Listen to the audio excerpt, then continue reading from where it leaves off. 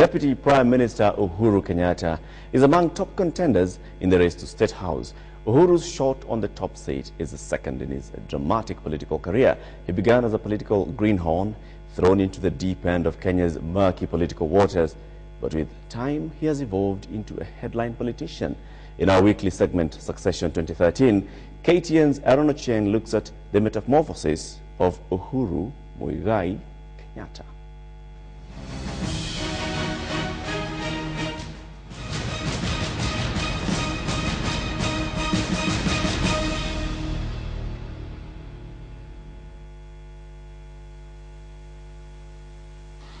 His name stands out from the rest of the presidential candidates.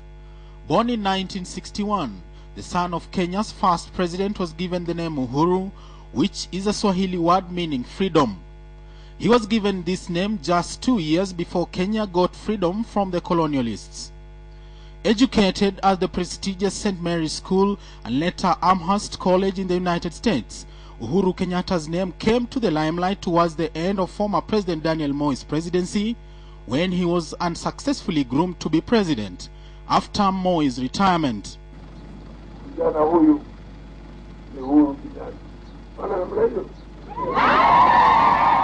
Since then, Uhuru has been a household name in the political arena, and the highest political hat that Uhuru has won is after the last general election, when he was appointed the Deputy Prime Minister, an appointment that was handed to him by President Kibaki, despite Uhuru being a member of KANU. Analysts believe that the Uhuru that was introduced to Kenyans by Moi in 2002 and the Uhuru that is running for the presidency in 2013 are two different people. From the time he lost 2002, and I think possibly even from the time he also lost in 97 in Gatundu, I think he started seeing, we must have gone back and started seeing, where did I go wrong? What is it that I didn't do right?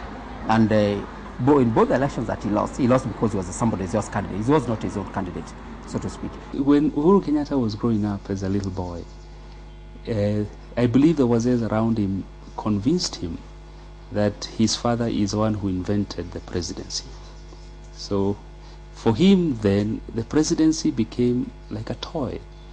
This kind of toy that you play around with. After all, this is my father who invented this presidency thing that is a toy for me to play around with. Uhuru is doing this as a game.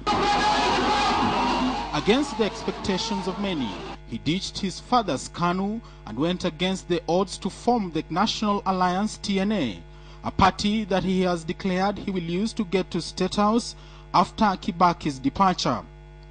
But this is not going to be an easy ride. First, he has to popularize the party, get other seasoned politicians to support him, and market the party throughout the country.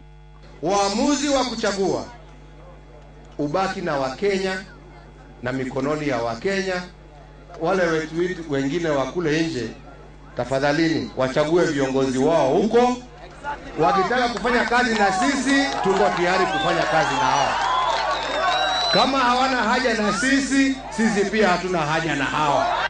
Then there is a bigger and perhaps the real obstacle, the pending trial at the ICC against Uhuru for crimes against humanity facing him and 3 other Kenyans. Uhuru has to be declared fit to run for the post by the courts. Some have questioned the viability of having a president who will be tried for crimes against the same people he is leading. Tusisimame hapa tuseme tunajali. Kama Ruto ndio rais, sawa sawa, ni Mkenya, tuendelee na tufanye kazi. Kama Uhuru ni rais, sawa sawa, tuungane tuendelee tufanye kazi. Tusije hapa kuambiwa kila siku, oh unajua sasa hawa wameshikana, wengine wanataka kwenda huku nini? Maliza kesi alafu uje useme unataka kuwa rais. Haki ya Mungu nitasema hiyo. Na nitasema wazi. I will move a motion for his impeachment. Kwa sababu Kenya yetu haiwezi kusimamiwa na watu ambao ni jailbirds. Hii bwana haiwezekani. It is perhaps his confidence to take on the likes of Raila head-on, his perceived control of the populous Kikuyu vote, and his ability to make inroads in other communities that has signified a more resonant Uhuru Kenyatta, far from the man who was a greenhorn politically 10 years ago. There is no doubt that he is a major player in the Kibaki succession, and perhaps one of the biggest challenges to Prime Minister Raila Odinga's State House bid. Uhuru has learned from Ruto that if you go and try to bembeleza Mzee Kibaki, hey man, give it to me, Kibaki will not do it. So instead of slaughtering that goat, Uhuru has gone and he's grabbed it from Kibaki and is running with it. He's a politician, despite having the privileged background of being a son of a former president who has not, he has never suffered in any way, you can say, and he's also from an extremely wealthy family. But he is able, if you find him addressing hawkers, let's say in Gikomba market, he is able to articulate truth. He can talk to them in a language that they feel actually this guy understands us. Uhuru will be banking on William Ruto the same way he did in 2002 to secure the massive Kalenjin votes. The tides have changed now. There will be no Moi, and Musalia Mudavadi, who was his running mate then, is playing in another team. And the opponents have changed too, making the game more competitive and unpredictable for the son of Jomo to have a smooth ride to the house on the hill. Aaron Ocheng for Succession 2013.